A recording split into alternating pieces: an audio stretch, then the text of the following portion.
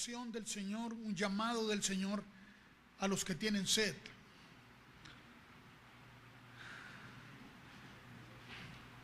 Y a los que se encuentran sin recursos.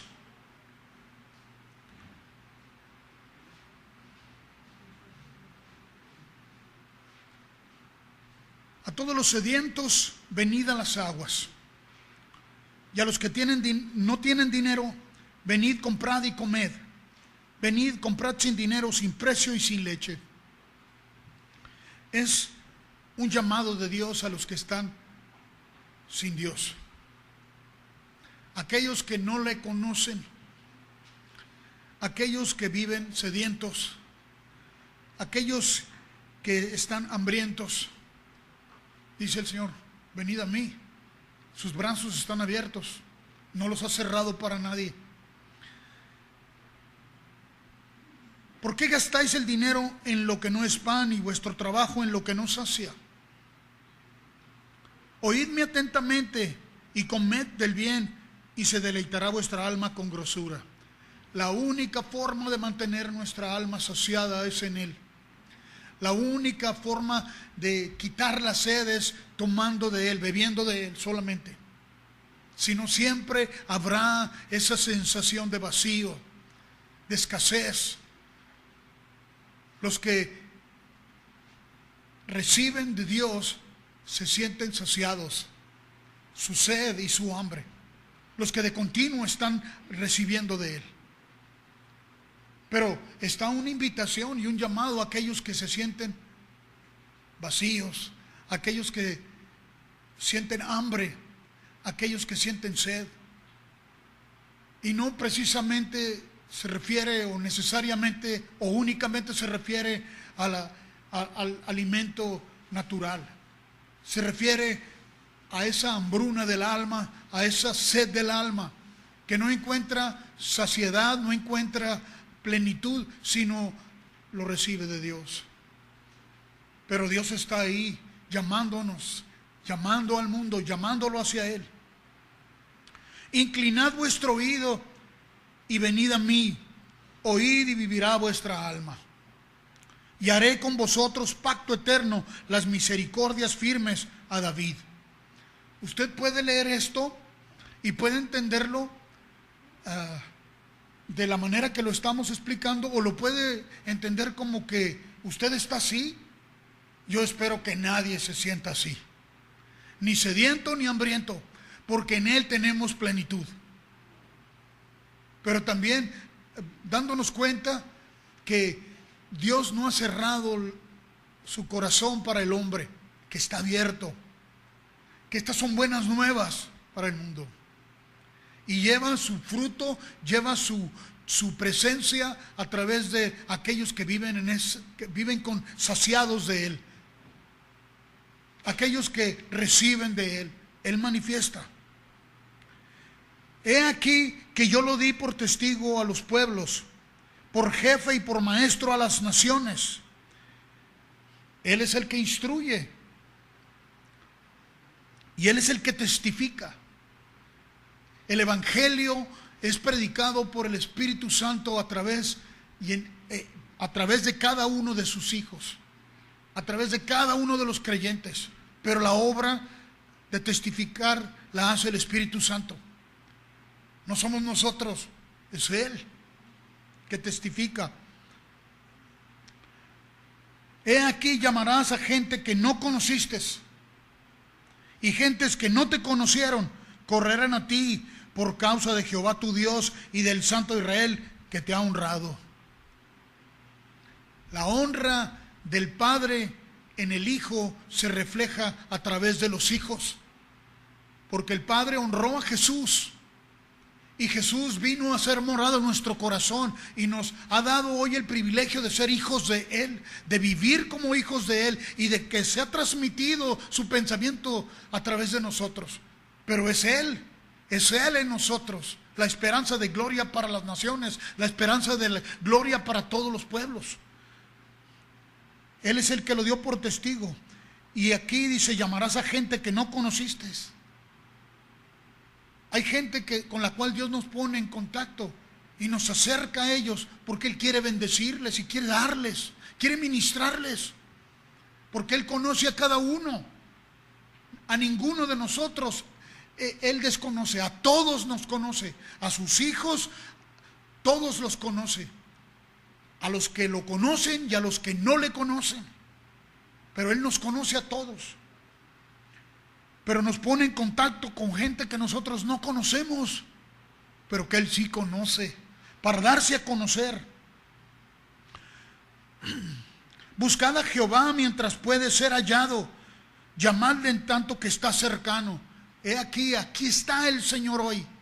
No ha cortado su mano para bendecir, sino que sigue haciéndolo continuamente. Y a nosotros nos ha dado ese gozo, ese privilegio de poder ser portadores de esa gracia. Deje el impío su camino y el hombre inicuo sus pensamientos, y vuélvase a Jehová, el cual tendrá de él misericordia, y al Dios nuestro, el cual será amplio en perdonar. Él nos llamó a nosotros y nos limpió. Y es a través de nosotros que hoy hace ese llamado a los demás. Dice, deje el hombre impío sus caminos. Deje el impío su camino. Y el hombre inicuo sus pensamientos. Los pensamientos que no eran de Dios, era lo que había llenado nuestra alma.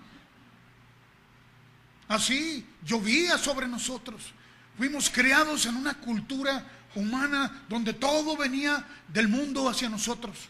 Toda la instrucción, toda la enseñanza, toda nuestra perspectiva hacia adelante era del mundo. Nos formaron y nos dieron una identidad. Así que los pensamientos nuestros y los caminos nuestros ya estaban marcados. Cuando llegamos a Cristo, todo eso necesita cambiar. Todo eso es cambiado. Hay cosas que Él va a cambiar en nosotros y hay cosas que nosotros necesitamos cambiar. Tú cambias una cosa por la otra. Si vas a comprar algún mueble para reemplazar otro, tienes que sacar el viejo para meter el nuevo. No, no me refiero a un mueble, ¿no? No sé qué pensaron o qué interpretaron de lo que yo dije. Pero tienes que sacar lo viejo para poner lo nuevo, ¿verdad? Si no, se te amontona ahí.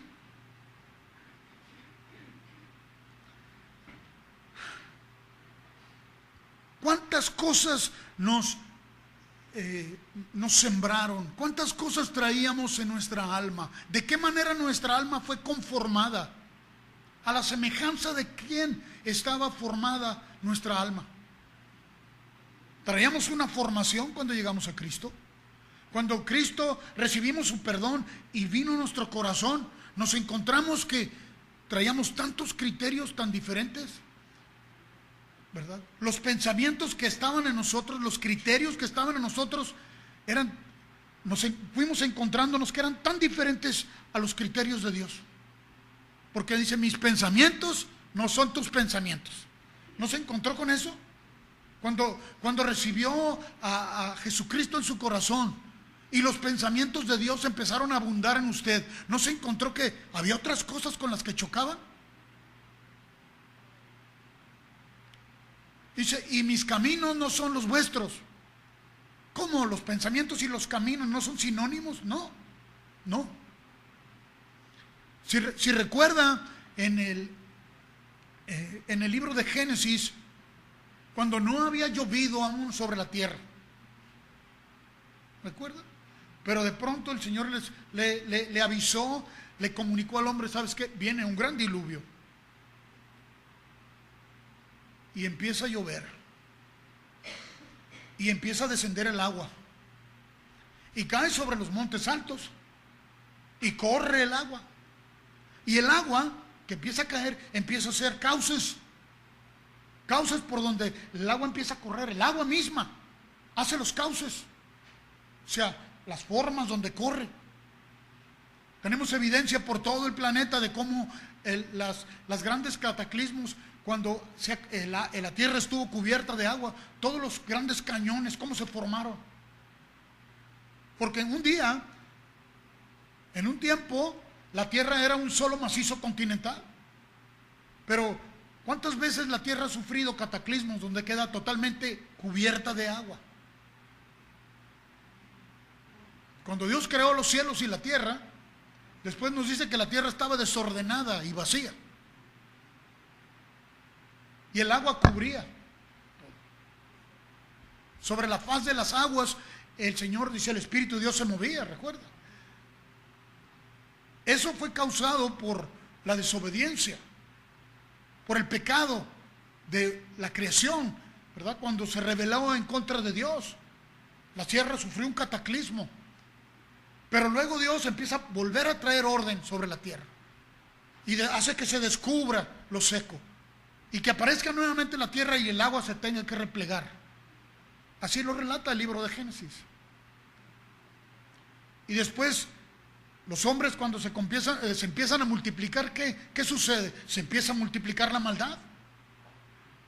Y se llega a tal extremo que era de continuo, dice, el pensamiento de ellos solo hacia el mal. Y Dios decide erradicar a los seres vivientes que habitaban la tierra.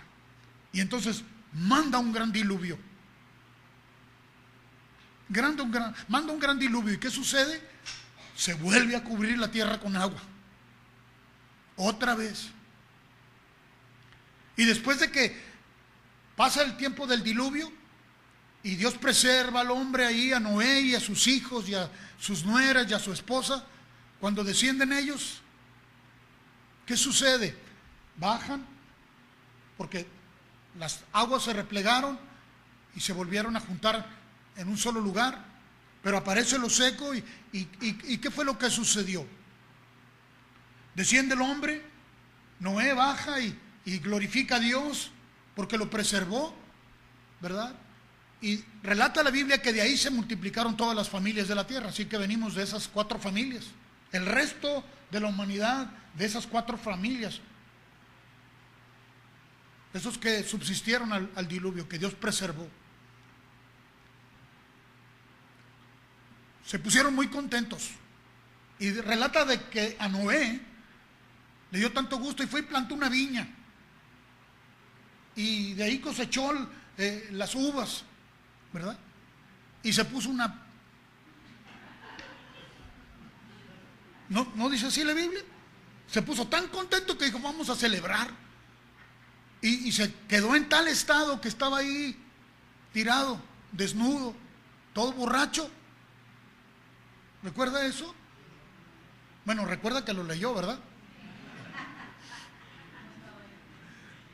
Pero ¿cuántas veces no hemos visto esas cosas donde el hombre está así, pierde todo su pudor y ahí quedó expuesto? Y uno de sus hijos resulta que viene y lo ve, lo descubre desnudo, todo borracho ahí tirado, y en vez de hacer algo, va y le platica a sus hermanos. Y el viejo está pero bien enojado ahí. Y los hermanos, los otros 2 hermanos, vienen de espaldas y vienen y lo cubren. Y cuando Noé se levanta, despierta con el malestar ese clásico que viene después de que toma uno mucho vino, y no se los digo al tanteo,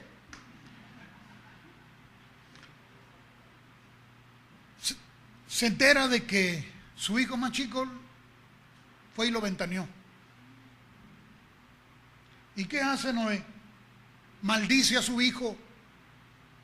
Maldice a su hijo. De tal manera que se perpetró esa maldición en ellos y lo declaró que iba a ser siervo de sus hermanos.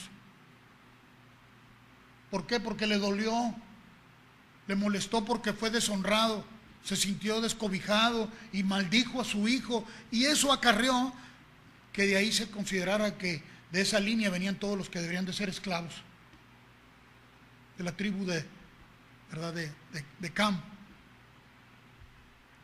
Y ese fue el texto bíblico que se usó para justificar la esclavitud por mucho tiempo. Como si Dios hubiera declarado maldición. ¿Y usted cuántos años cree que ha durado ese criterio todavía? Esos pensamientos. ¿Cuántos años han durado sus pensamientos?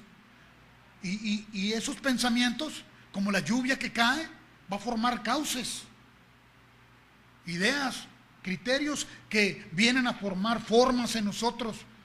Se hacen paradigmas. ¿Usted entiende lo que es un paradigma? Un paradigma es un ejemplo, es un modelo, es un patrón. Como el cauce de un río. Usted, cuando está lleno el río, usted ve el agua y dice es un río. Pero el río está compuesto de un cauce y el agua. Mientras está lleno el río, corre el agua. Pero ¿sabe qué? Ya corre por donde se hizo cauce. ¿Cuántos cauces hay formados en nosotros? Bien, los pensamientos de Dios en nosotros abundan porque el Señor hace abundar su palabra para nosotros. Pero los cauces tienen que ser quitados. O sea, los paradigmas nuestros tienen que ser quitados. Tenemos que desecharlos. No para adoptar otros nuevos paradigmas. No. Sino para que el fluir de Dios sea de continuo, sea el que nos dirija y nos guíe. Y no vayamos por los cauces ya viejos. Porque mis pensamientos no son vuestros pensamientos. O sea, los criterios que habíamos recibido, los consejos que habíamos recibido, dice, ya no, esos no son los míos. Todas esas formas que aprendiste, esas enseñanzas que tenías, no son las mías, dice el Señor. Ni vuestros caminos, mis caminos. O sea, las formas, los patrones que tú tenías de filtrar las cosas. Imagínense, pensamientos frescos de Dios, pero los cauces viejos. ¿Qué sucede? Que le damos interpretación a la Escritura por los patrones nuestros. Eso es lo que sucede, ¿verdad?, con el hombre. Es lo que sucede. ¿Cómo puede usted considerar o justificar que el hombre tome la misma Escritura para justificar la esclavitud de sus hermanos? Pero es la realidad.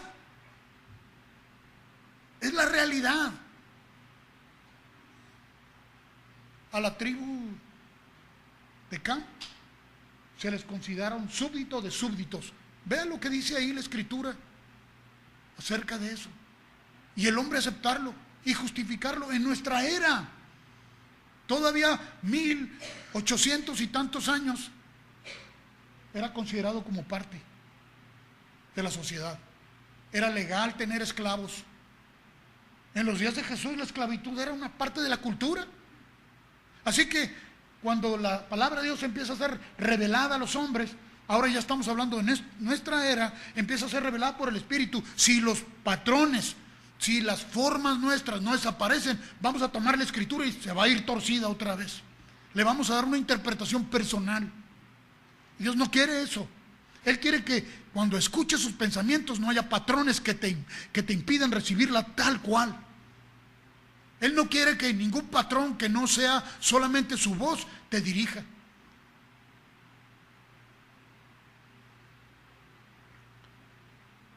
Vaya conmigo a la segunda carta de Samuel.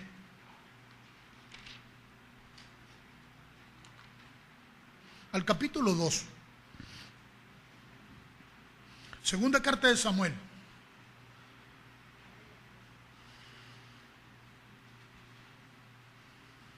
Después de la muerte de Saúl, el rey,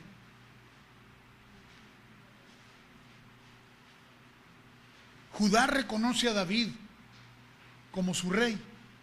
Todavía todo Israel no lo reconocía. Había guerras internas de las fracciones divididas de todo Israel. Solo una tribu había reconocido a David como rey. Entonces había lucha civil internamente en el pueblo de Israel. El capítulo 2 debido al ámbito, a lo que estaba ocurriendo internamente, dice, después de esto, después de que estuvo endechando a Saúl y a Jonatán, porque Jonatán era hijo de Saúl, pero era muy amigo, muy amado de David, eran muy amigos, y cuidó de él. Jonatán cuidó de él. Dice, después de esto aconteció que David consultó a Jehová, diciendo, ¿subiré a alguna de las ciudades de Judá? Y Jehová respondió, sube. Y David volvió a decir, ¿a dónde subiré? Y él le dijo, a Hebrón. Si nota aquí, David ya era rey de Judá, pero está pidiendo guianza y consejo a Dios. ¿Subiré? Y Dios le dijo, sí, sube. ¿A dónde subo, Señor? A Hebrón. Hasta ahí todo va bien. ¿Por qué? Porque David está asegurándose que el consejo que siga es exclusivamente el que viene de Dios.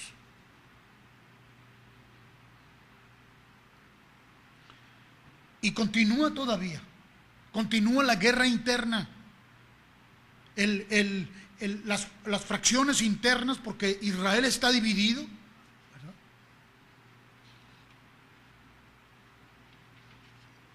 Pero David hace lo correcto, pide el consejo de Dios.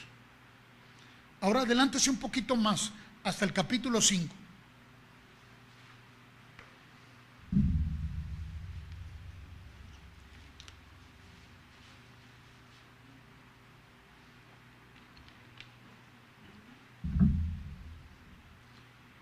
Dios perseverando con David. A pesar de que David era un hombre que tomaba sus decisiones por las cosas que se le venían, no era un hombre profundamente espiritual, porque sí buscaba el consejo de Dios cuando la situación apremiaba, pero cuando se sentía muy cómodo, olvidaba que eso era lo primordial. En el capítulo 5 dice, vinieron todas las tribus de Israel a David en Hebrón y hablaron diciendo, henos aquí, hueso tuyo y carne tuya somos. Y aún antes de ahora, cuando Saúl reinaba sobre nosotros, eras tú quien sacabas a Israel a la guerra y lo volvías a traer. Además, Jehová te ha dicho, tú apacentarás a mi pueblo Israel y tú serás príncipe sobre Israel. Ahora, recibe el reconocimiento de todo Israel. Y le dan reconocimiento de cómo Dios lo había respaldado desde antes. No porque era un hombre profundamente espiritual. Y me refiero, y me enfoco en esto, a que de continuo solamente buscaba el consejo de Dios, sino porque Dios lo había escogido. Citamos a David, como dice la Escritura, como un hombre conforme al corazón de Dios, ¿verdad? Eso no significa que David tenía ese corazón, sino que Dios lo predestinó conforme a su corazón, a su propósito. De la misma manera como tú fuiste predestinado por Dios y te escogió a ti. Tú eres una persona conforme al corazón de Dios, porque todos somos sus hijos. Podemos disfrutar de eso por la fe en Cristo Jesús. Pero a todos nos escogió para salvación, a todos nos escogió para bendición, a todos nos escogió para manifestar en nosotros su gloria, así como lo hizo con él. Ahora, David no era un hombre perfecto. No era un hombre perfecto. Tú tampoco lo eras.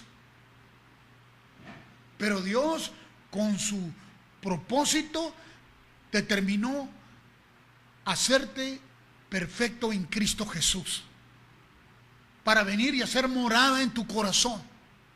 Te quitó el pecado, nos quitó el pecado. No porque éramos perfectos, aún estando nosotros en nuestros pecados, Cristo murió por nosotros. De manera que nos escogió y nos predestinó de la misma manera que a Saúl, de la misma manera que a David.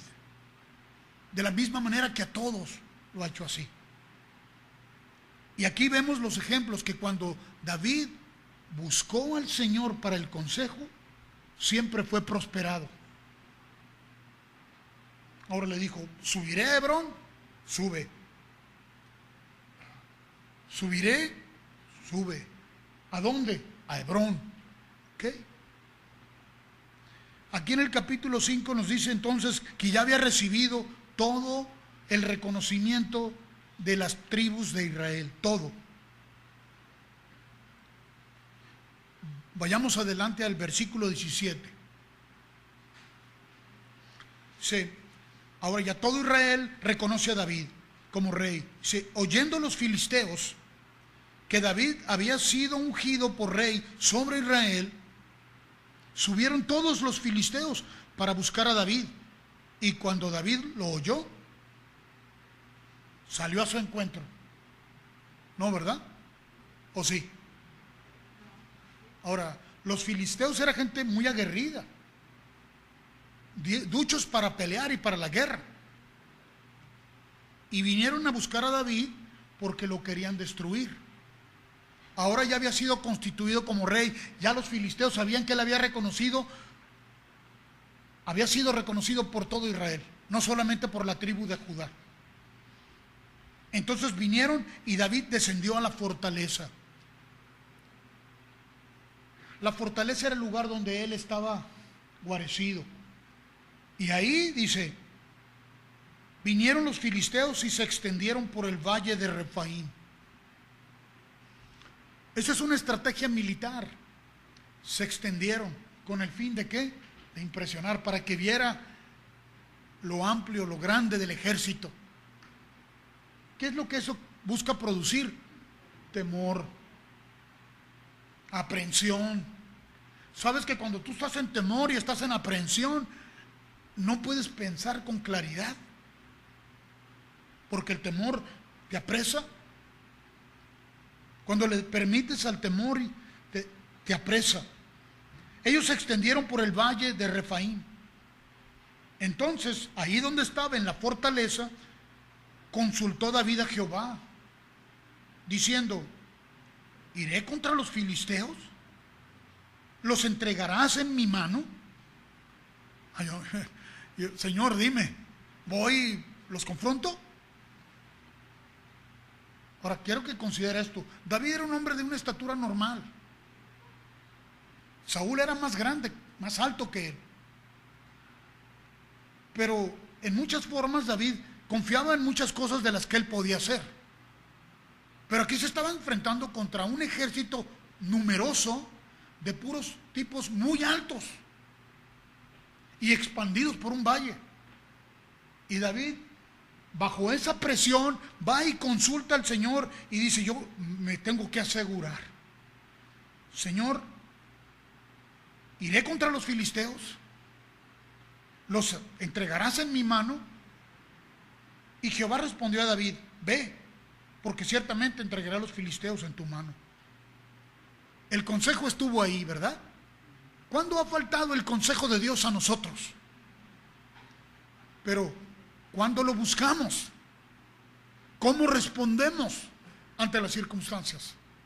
Las que vienen a presentarte delante de nosotros como cosas muy grandes. ¿Cómo respondemos? ¿Prestamos atención al Señor? ¿O nos replegamos por el temor? ¿Nos achicopalamos y empezamos a llorar? ¿Empezamos a sufrir? ¿Empezamos a hacer esfuerzos y a batallar a ver quién nos echa la mano? ¿O descansamos para escuchar la voz del Señor? Porque al Señor no ha faltado su palabra para nosotros. Su consejo está ahí de continuo. No nos ha abandonado. Pero cuando nuestra alma está agitada, no se puede enfocar en escuchar. Porque las presiones vienen a actuar sobre nosotros para llevarnos a buscar respuestas, para seguir nuestros cauces, para seguir por el camino de lo que ya aprendimos. ¿Cómo resolvemos esto? Así responde el hombre natural. ante las presiones. El hombre natural que no escucha el consejo de la fe. Porque ¿alguno aquí ha dejado de ser hombre, tener un hombre natural? Todos somos hombres naturales, pero nacimos de nuevo, ¿verdad? Sin embargo, no dejamos de ser humanos, ¿verdad? La natura aquí está.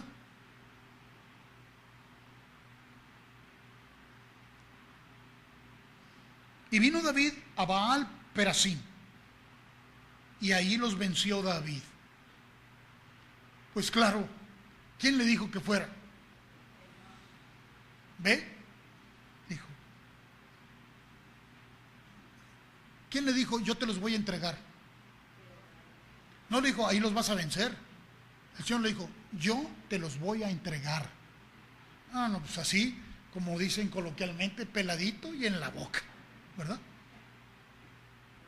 No, fue Dios el que le dijo, desciende, yo te los voy a entregar.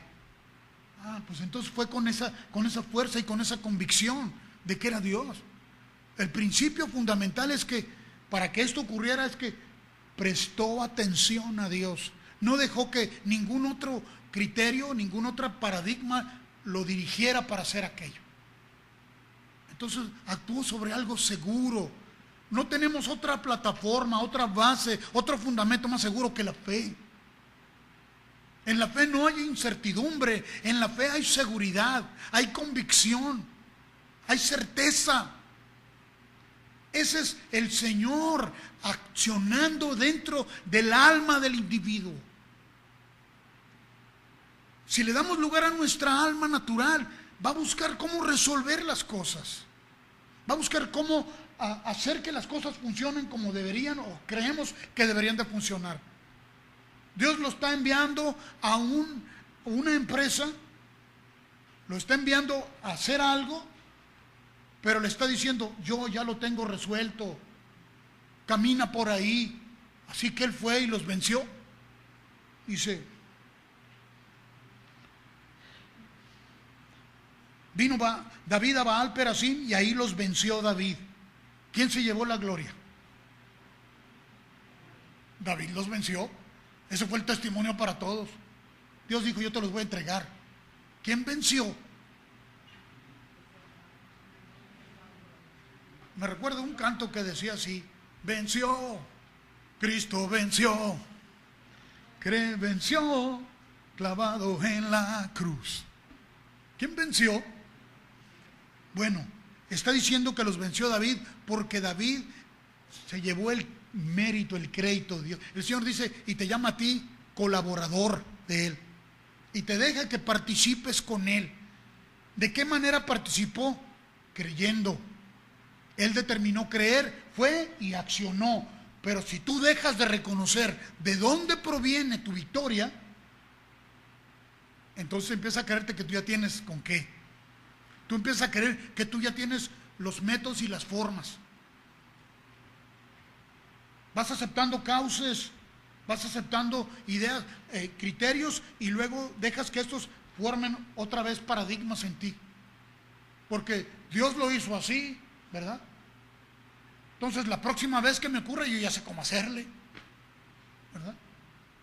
Yo ya sé porque Dios me dijo que lo hiciera de esta manera.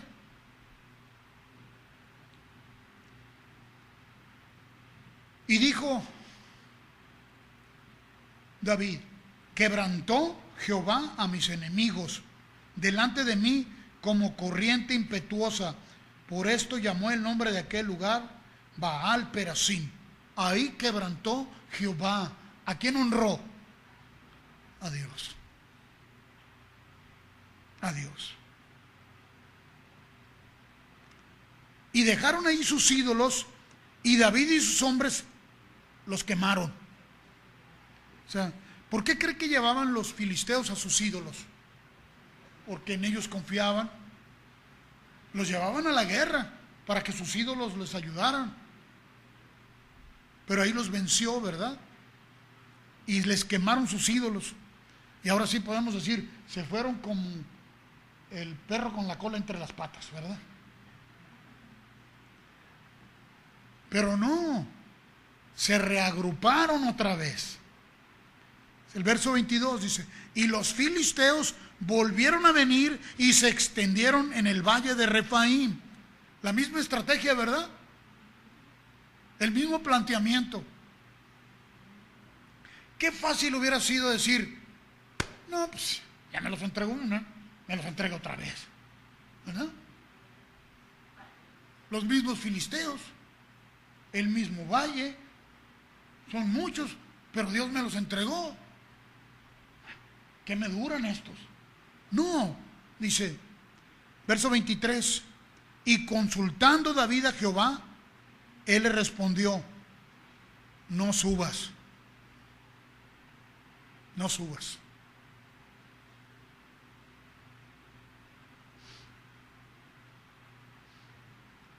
Sino rodéalos, y vendrás a ellos enfrente de las balsameras.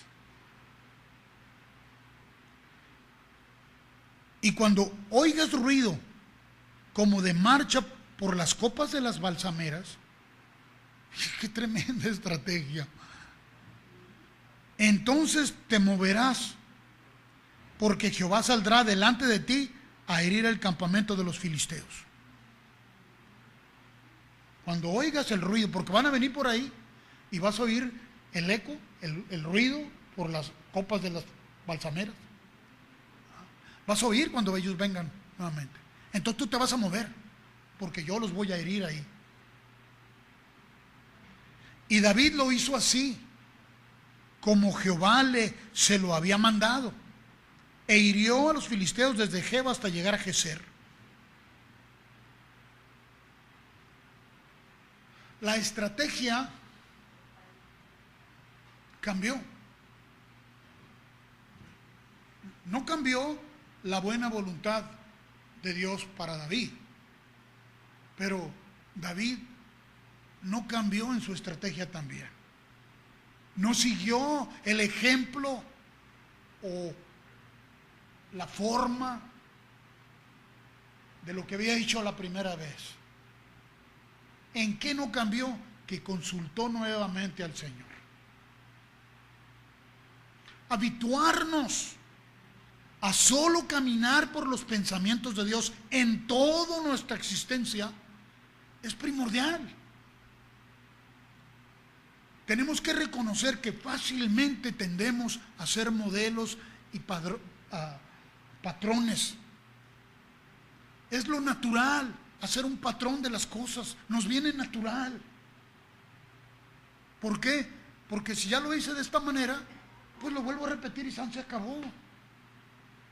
No, Dios quiere que de continuo estemos atentos, que no nos falte nada, porque si dejamos de prestar atención o buscar, nuestra intención sea siempre estar atentos y buscar la dirección en Dios, entonces vamos a caer en la trampa de un nuevo patrón, de un nuevo cauce.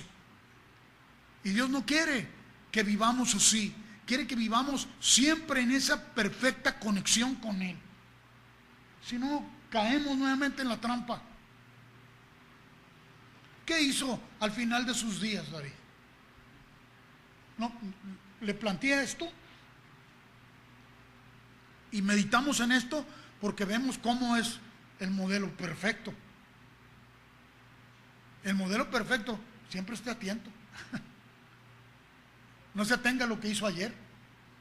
No se atenga a la respuesta de Dios de ayer. Ayer le dijo que hiciera de una manera y a lo mejor usted ve el problema igual. No importa. Que no cambie siempre su actitud de prestar atención a Dios. Que no cambie eso. Este mismo David terminó haciendo locuras porque se le olvidó. Olvidó el principio fundamental.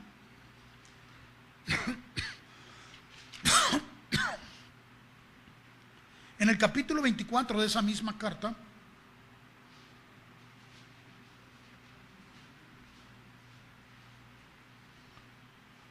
dice: volvió a encenderse la ira de Jehová contra Israel. ¿Por qué? Porque Israel estaba buscando al Señor.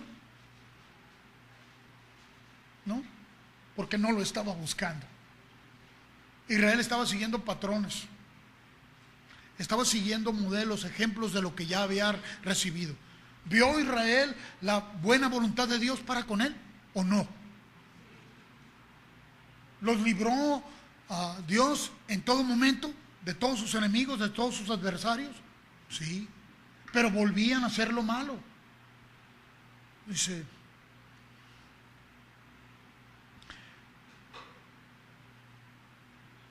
y volvió a encenderse la ira de Jehová contra Israel e incitó a David contra ellos a que dijese. ¿Quién incitó a David?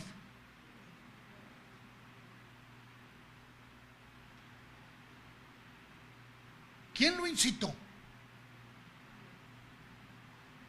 Fíjese, cuando Dios nos llama la atención, es porque nos estamos desviando, ¿verdad? Llama a nuestra atención. ¿Para qué? Para traernos hacia Él nuevamente. Para que busquemos nuevamente su consejo. ¿Por qué se encendió la ira de Dios contra Israel? Porque no estaban buscándolo. Y en todo de donde estábamos a este lugar, hasta donde llegamos ahorita, vemos cómo David hizo cosas muy abominables. Ahí va a encontrar cuando fue y tomó la mujer de uno de sus generales. Y cultivó y meditó una cosa perversa en contra de él. Se dejó seducir por su propia humanidad. Y Dios lo confrontó. ¿Y qué ejemplo estaba dando Israel? ¿Qué ejemplo estaba transfiriendo Israel? ¿Un buen ejemplo de Dios? Hay un ejemplo de que cuando escucha a Dios y busca a Dios, las cosas van a marchar bien, porque bienaventurado es aquel que busca el consejo de Dios. Pero también estaba transmitiendo un ejemplo de solamente darle rienda suelta a su humanidad y a su sensualidad. A ambicionar cosas, a codiciar cosas. Entonces Israel recibió también ese ejemplo. Lo vitoreaban cuando había grande victoria. Pero ¿qué pasaba cuando se desviaba?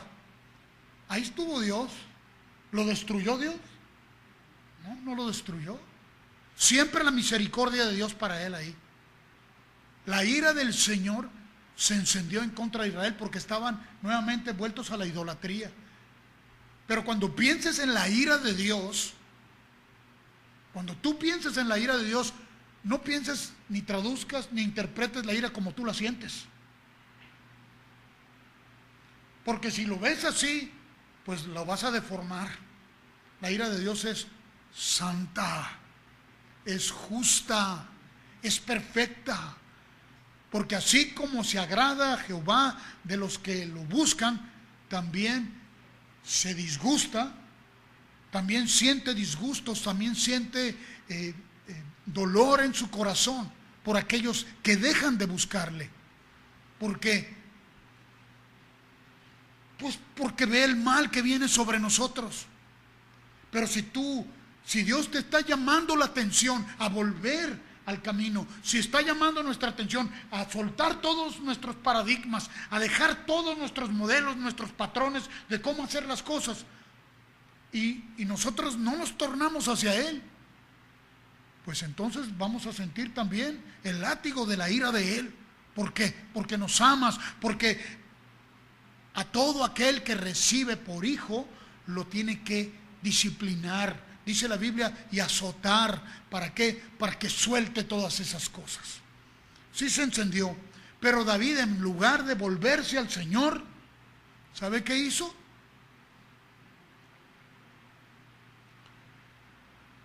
Dijo el rey a Joab, general del ejército que estaba con él: recorre ahora todas las tribus de Israel, desde Dan hasta Beerseba, y haz un censo del pueblo para que yo sepa el número de la gente. Ahora se estaba confiando, ahora estaba buscando sentirse más seguro para saber cuánta gente tenía con él. Joab respondió al rey. Ahora, él era el general del ejército. Y dijo así el general, le respondió al rey: añada Jehová tu Dios al pueblo 100 veces tanto como son, y que lo vea mi señor el rey, porque ya estaba viejo, pues. Que Dios te permita ver que esto crece hasta 100 veces más, hombre. Y Dios te permite que lo puedas ver, porque ya estás medio viejo y a lo mejor ya no alcanzas. Mas, ¿por qué se complace en esto mi señor el rey? Está cuestionando sus motivos.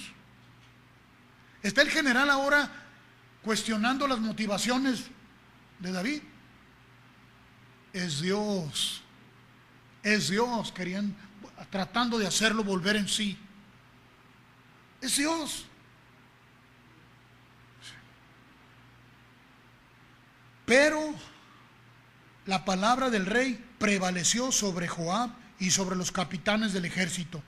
Salió pues Joab con los capitanes del ejército de delante del rey para hacer el censo del pueblo de Israel. ¿Quién impuso su voluntad? El rey. David. ¿Y por qué quería saber cuánta gente tenía? ¿Por qué quería saber cuántos eran los integrantes de su ejército? ¿Acaso ahí estaba su seguridad ahora? Pues al parecer ese era el criterio de él. Se olvidó que el único que necesitaba era el consejo de Dios. Cuando les alegaron a aquellos tipos grandotes, fue y le dijo: Señor, ¿qué hago? Ve, ¿me los vas a entregar? Yo te los voy a entregar. Pues vamos. Y le volvieron a salir otra vez los mismos. ¿Y qué sucedió? Señor, ¿desciendo? No, ahora no. Ahora dale la vuelta por acá. Yo te los voy a entregar, yo los voy a herir. Y así fue. Pero ahora quiere saber cuánta gente tiene en el ejército. Así que impuso su voluntad.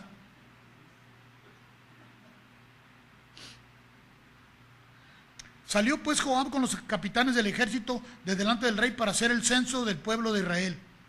Y pasando el Jordán, acamparon en Aroer, al sur de la ciudad que está en medio del valle de Gad, junto a Geser. Después fueron a Galad y a la tierra baja de Otzi, y de allá a Daján y a los alrededores de Sidón.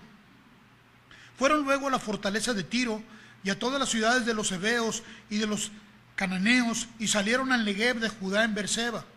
Después que hubieran recorrido toda la tierra, volvieron a Jerusalén al cabo de 9 meses y 20 días.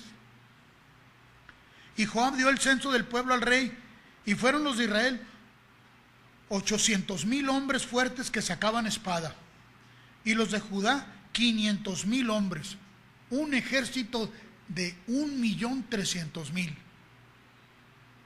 Después que David hubo censado al pueblo, le pesó en su corazón,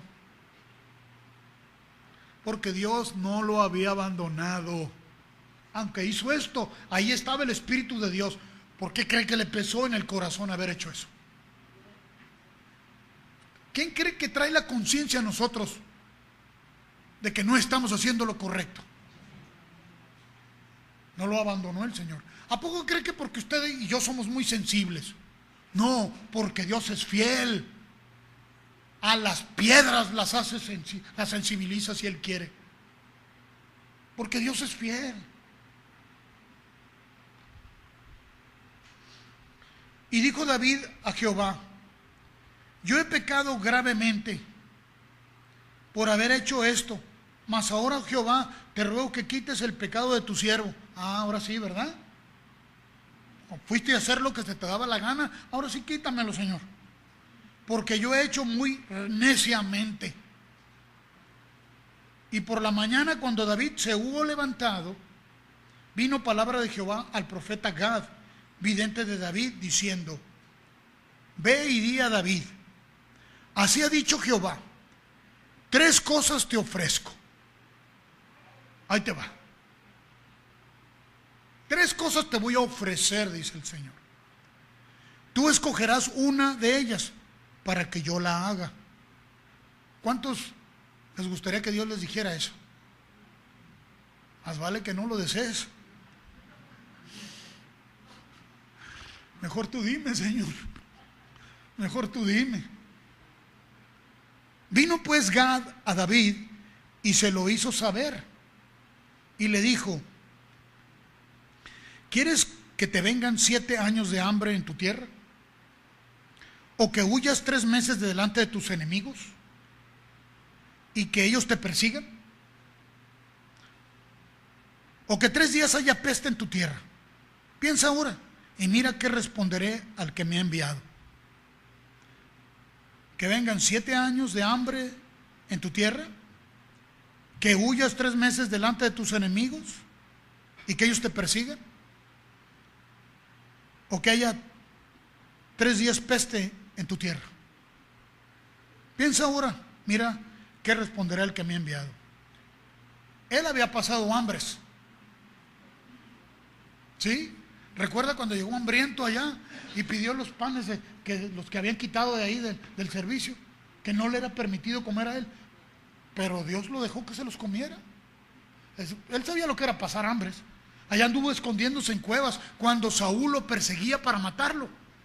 ¿Cuánto tiempo lo persiguió Saúl? ¿Cuántos años estuvo atrás de él para destruirlo? Una experiencia muy agradable, ¿verdad? Ahora, en esos días era un joven. Ahora ya está viejo. Ahora ya no puede andar corriéndole como antes. Entonces David dijo a Gad: en grande angustia estoy. ¿Quién lo metió ahí? Como buey, fue el degolladero ahí. Solito se metió en esto. ¿Porque oyó el consejo de Dios o porque escuchó el consejo del adversario? ¿Quién cree que lo incitó a hacer esto? ¿A qué consejo apeló? Caigamos ahora en mano de Jehová, porque sus misericordias son muchas, mas no caiga yo en manos de hombres. No, yo ya no quiero correr, ya me tiemblan las patas, ya se me acabaron las fuerzas en las corvas, ya estoy muy viejo. Y Jehová envió la peste sobre Israel desde la mañana hasta el tiempo señalado, y murieron del pueblo desde Dan hasta Beerseba 70,000 hombres. 70,000 hombres murieron.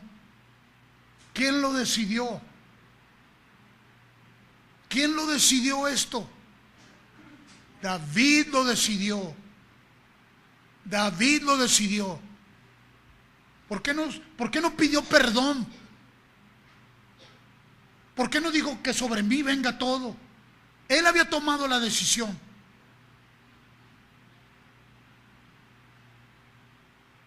El pecado tiene que ir. La paga del pecado tiene que ir. El que lo comete. Cristo tomó la paga de ese pecado y la cargó él.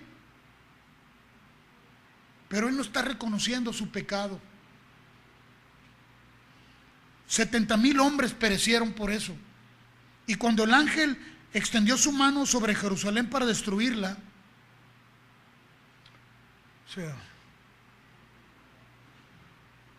porque estaba la necedad ahí, porque no se había vuelto a buscar al Señor. Jehová se arrepintió de aquel mal, porque Dios es bueno. Y dijo al ángel que destruía al pueblo: basta ahora, detén tu mano. Y el ángel de Jehová estaba junto a la era de Arauna Jebuseo. Y David dijo a Jehová, cuando vio al ángel que destruía al pueblo: yo pequé, yo hice la maldad. ¿Qué hicieron estas ovejas? Te ruego que tu mano se vuelva contra mí y contra la casa de mi padre. ¿No tenía que haber sido esa su respuesta desde el principio? Pero tuvo que ver que 70,000 gentes murieran. Y Gad vino a David aquel día y le dijo: sube y levanta un altar a Jehová en la era de Arauna Jebuseo. Subió David conforme al dicho de Gad, según había mandado Jehová. Y Arauna miró y vio al rey y a sus siervos que venían hacia él. Saliendo entonces Arauna, se inclinó delante del rey, rostro a tierra. Y Arauna dijo: ¿por qué viene mi señor el rey a su siervo. Y David respondió: para comprar de ti la era a fin de edificar un altar a Jehová, para que cese la mortandad del pueblo. Hey, ¿usted cree que un altar? Porque él iba a edificar un altar, aquello iba a parar. Ahora, ¿cómo respondió Joab cuando David le dijo que hiciera lo que hiciera? Dijo: no hagas esto. Si seguimos los dictámenes de nuestra propia cabeza y no prestamos atención a Dios, vamos a seguir el dicho de otro hombre. ¿Por qué Israel hizo lo que hizo? ¿Porque estaban siguiendo la voz de Dios o porque estaban siguiendo a un hombre?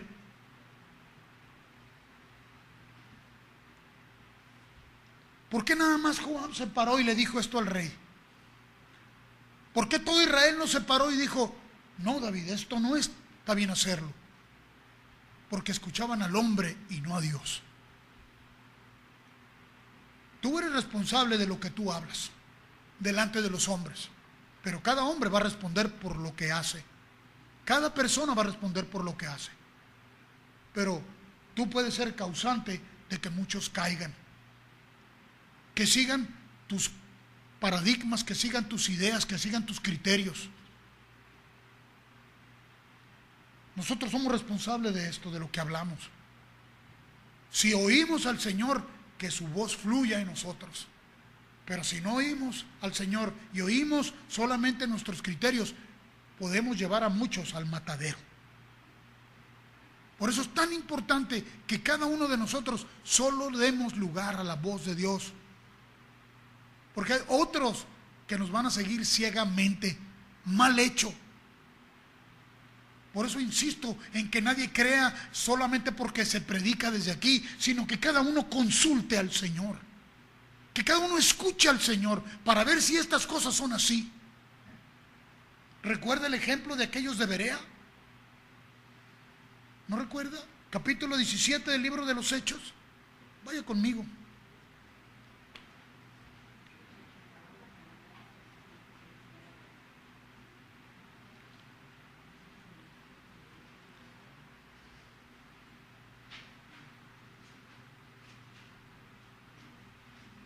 Capítulo 17 del libro de los Hechos. Pasando por Anfípolis y Apolonia, llegaron a Tesalónica, donde había una sinagoga de los judíos. Y Pablo, como acostumbraba, fue a ellos. Y por 3 días de reposo discutió con ellos, declarando y exponiendo por medio de las Escrituras que era necesario que el Cristo padeciese y resucitase de los muertos, y que Jesús, a quien yo les anuncio, decía él, es el Cristo.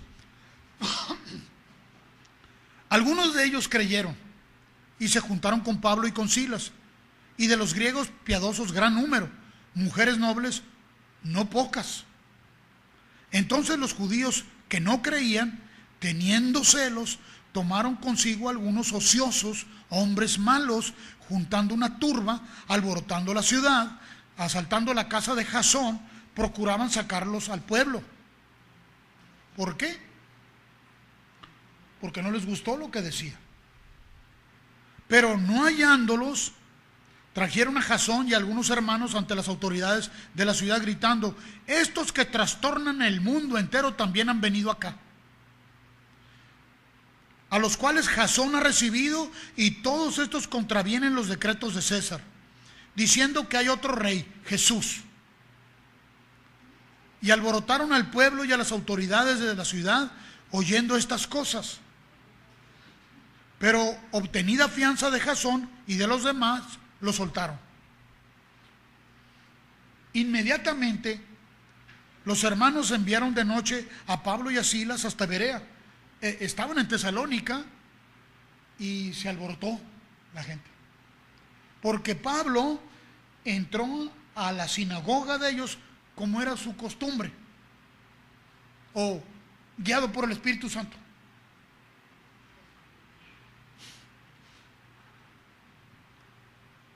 ¿Cómo dice ahí? Según era su costumbre. Él tenía un llamado a predicar el Evangelio. ¿Tienes un llamado a predicar el Evangelio? Te pregunto yo esta mañana, ¿tienes un llamado a predicar el Evangelio? Oh, perdón. ¿Lo vas a predicar por costumbre? Si el Espíritu Santo te inspira, abre tu boca. Si no, mejor cállate. Porque el que predica el Evangelio es el Espíritu Santo. Es el único que hace trascender su palabra. Y Él sabe dónde, cómo y cuándo. Si no dijera que era por costumbre, pues. Qué triste hacer las cosas por costumbre. El Evangelio tiene poder en sí mismo. Él es el que hace que el hombre se vuelva hacia el Señor. Pero es el Espíritu de Dios que le da vida. Si no es pura letra. Inmediatamente los hermanos enviaron de noche a Pablo y a Silas hasta Berea. Lo sacaron de en medio de la turbulencia. Al pobre de Jasón se lo llevaron al bote. Tuvieron que pagar fianza por él. Porque a él estaban culpando de lo que Pablo estaba haciendo.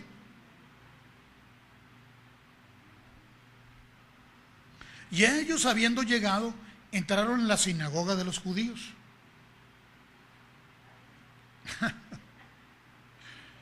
Y estos eran más nobles. Gloria a Dios por eso, ¿no? Eran más nobles que los que estaban en Tesalónica. Estos judíos eran más nobles. ¿Entiende el contexto de que eran más nobles? Aquí nos dice cómo describe esta parte de la nobleza. Dice, pues recibieron la palabra con toda solicitud.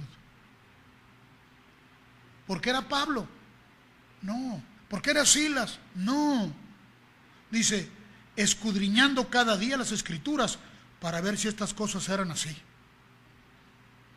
O sea, si ellos están predicándome esto, yo tengo que asegurarme de que es así como me están diciendo. Por eso sé que eran más nobles. Porque no rechazaron inmediatamente las Escrituras. No rechazaron la predicación. Pero se aseguraron que eran conforme a las Escrituras. Porque ya muchos habían salido enseñando cosas falsas, falsas doctrinas. Hay mucha advertencia de no recibir falsas doctrinas. Toda la Escritura. ¿Pasaba entonces? Claro que pasaba igual que hoy. Igual. Inventos, fantasías de hombres que le agregaban o le quitaban a las Escrituras, no llevando el peso solamente del poder del Espíritu Santo, que es el único que hace que brille en nuestro corazón el entendimiento de la palabra de Dios. Si Él no te da entendimiento, ¿de qué te sirva todo lo que yo te pueda decir? De nada. Por eso es tan importante que cada uno estemos siempre atentos a Él, siempre puesta nuestra atención a Él, y no guiarnos por paradigmas viejos ni nuevos, ni viejos ni nuevos. Mis pensamientos no son los tuyos. Ok, ya lo acepté, Señor. Ya me di cuenta, Padre, ya me hiciste ver. Pero tu manera de ver las cosas tampoco es la mía. ¿Y cómo le hago, Señor? Tira a la basura lo que tú tienes. Deshazte de ello. Tú puedes sacar y echar a un lado. Cada vez que vienen criterios que me dicen algo que me quieren turbar, no voy a seguir las formas, yo. No voy a seguir esas formas, no voy a seguir ese patrón. Hoy en la semana estábamos ahí en casa, en el grupo de hogar, ahí en casa de Martín y Eloísa, y desde que llegué, Martín me vio y me dijo, no sé si decirte esto, me dijo. Y yo, como soy muy curioso, no, ahora me dices, ya me. Y me empezó a dar un reporte, después de que le insistí que me lo diera, porque ya me había metido la comezón ahí, ¿verdad?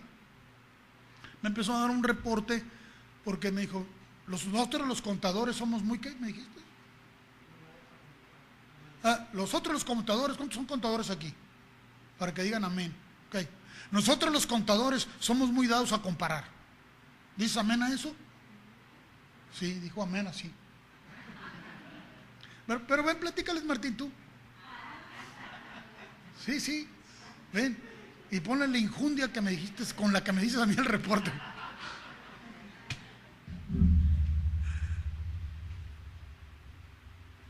¿Quién levantó la mano que es contador? 2. Pásame para que me ayuden. ¿No?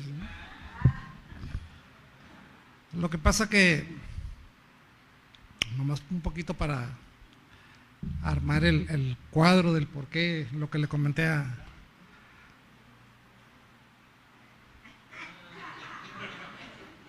¿Sí? Ok.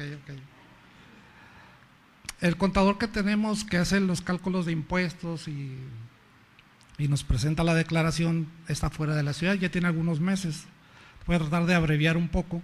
Entonces le comentaba al pastor que como no tenemos la frecuencia de verlo, porque ahorita está fuera de la ciudad, le dije, ¿sabes qué? Voy a involucrarme un poco más para buscar asesoría, para yo actualizarme, porque pues en el trabajo que estaba yo prácticamente no veía nada de impuestos, ¿no?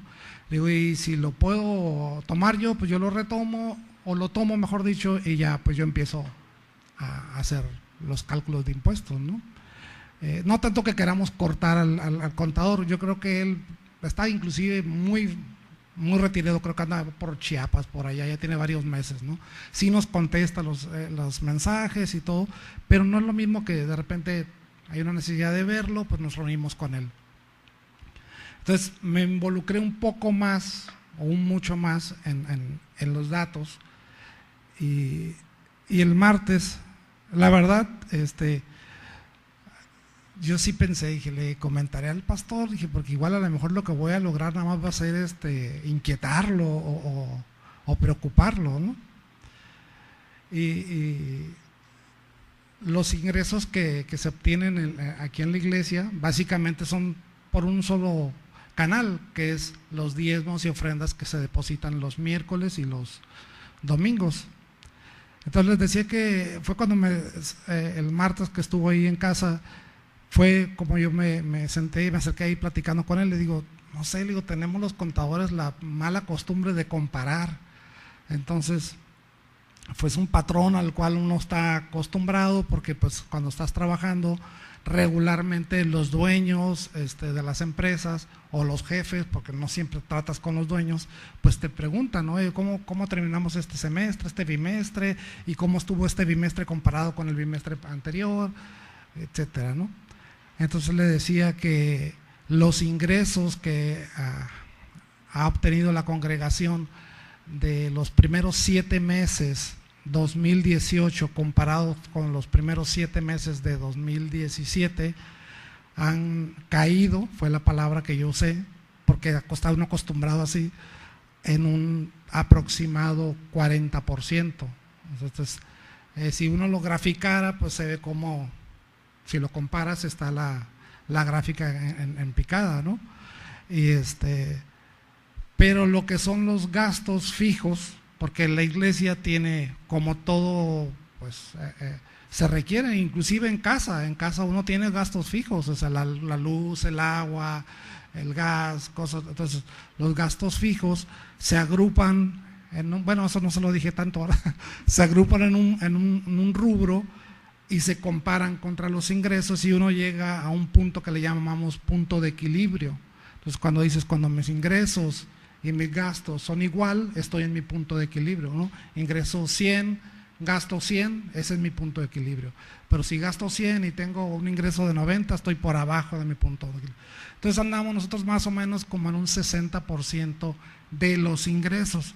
Si lo comparamos con el punto del equilibrio, andamos como un 15% por arriba del punto de equilibrio, ¿no? Entonces, pero yo creo que sí, el pastor me vio a mí un poquito como inquieto, pero bueno, él va a explicar a mí mejor la otra parte, porque pues yo para nada lo vi inquieto, al contrario, empezó a sonreír, y yo dije, me quejé, ¿por qué se sonríe, no? Si le estoy dando una información así como que, pues, humanamente uno se preocuparía, como que los ingresos estamos así, ¿no? Básicamente eso fue lo que le compartí. Y bueno, ya el pastor ahorita nos va a explicar. ¿Le sigo? No, nos faltaban 2 minutos, ¿no? Básicamente es eso. Sí, faltaban 2 minutos. Es que cuando llegué ahí, me dice Víctor, Carlos, ¿quién se los llevó? ¿Qué cosa, Víctor? Pues 2 minutos, dice que faltan 2 minutos, José Luis. ¿Quién se los llevó? Eran 2 minutos para empezar, ¿verdad? Mire, bajo el paradigma o el cauce natural, uno va a buscar inmediatamente cómo resolver esa situación. ¿Por qué? Porque dices, oh, es que, ¿cómo? Pero no. Inmediatamente lo que me mostró el Señor me dejó ver de hace más de 1 año. Antes de movernos aquí, Dios había estado preparando que nos moviéramos aquí. Nosotros ni en cuenta. Pero me hizo ver cómo ha provisto continuamente para que no estemos faltos de nada. De nada. Ahora, es evidente que la congregación ha menguado numéricamente. Es evidente, yo sé que usted lo ve. ¿Por qué? Porque hay otros paradigmas que le están diciendo a muchos que tienen que buscar lo que quieren y no se han conformado solo con la palabra. Otros tienen otras aspiraciones, pero nosotros no nos vamos a mover de esa manera.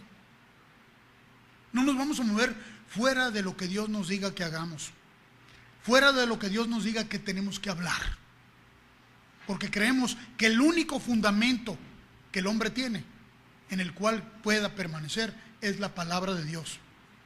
No vamos a enseñar ninguna cosa, no vamos a hacer cosas para tratar de retener a nadie, porque si solamente la palabra no lo retiene, ¿para qué vamos a hacer esfuerzos? Creemos que el Señor nos afirma en Él. Así que cuando me empezó a decir eso, me empezó a dar gusto porque empecé a darme cuenta de qué manera Dios nos ha estado siempre sustentando. Me sentí bien contento. Y Martín dijo, está loco este. No es cierto, no dijo eso, pero lo pensó. No, o sea, Dios sabe cómo y lo que Él está haciendo. Está poniendo un fundamento en cada uno de nosotros que no sea más allá de solamente su palabra, que sepamos confiar y descansar en Él, que podamos decir con toda sinceridad, honestidad y claridad, en todo y por todo estoy preparado, sé tener abundancia y sé padecer necesidad, todo lo puedo en Cristo que me fortalece. Porque no dependemos de nosotros mismos, dependemos de Él. Tú no puedes depender de los hombres. Necesitamos solamente confiar en Él y como venga. Si estamos al 60, gloria a Dios. Y si estamos al 40, gloria a Dios. Y si estamos al 0, gloria a Dios. Porque ahí veremos mayor la gloria. Cuando menos hay, cuando estaba muerto ya aquel, ya si hubieras llegado, Señor, a tiempo. ¿Qué te pasa? Le dijo María. ¿Qué te pasa, Marta? ¿No te he dicho que iba a resucitar? Yo sé que va a resucitar, pero allá, quién sabe cuándo. Lázaro, salte. Todo el mundo pensó que había llegado tarde Jesús. No, Señor. Siempre está firme. Así que confiemos en el Señor. Ese es el mensaje central de la Escritura. Porque mejor es confiar en el Señor que confiar en los hombres. Mejor es confiar en el Señor que confiar en príncipes. Escuchemos al Señor. Afina tu atención a Él. Si lo buscas, el Señor desde temprano te está buscando. ahí está su voz, ahí está su intención, ahí está su motivación. No faltará nada a ti. No te va a faltar nada, nunca. Recuerdo un canto, ya prometo no voy a cantarlo. O intentar cantarlo, porque lo empiezo en el tono equivocado y no me alcanza. Pero que dice el canto así: aunque el mundo se derrumbe, aunque las montañas ya no estén, aunque la luna se derrita, no temeré, porque confío en ti, Señor. Eso lo citó Habacuc. Y aunque la higuera no florezca, y aunque en las vides no haya fruto, y aunque los labrados no den mantenimiento, y las vacas sean quitadas, pues no lo digo por los que se fueron, y las vacas sean quitadas de los corrales, con todo yo me alegraré en el Señor de mi salud. Amén. Amén. Vivamos así, creamos así.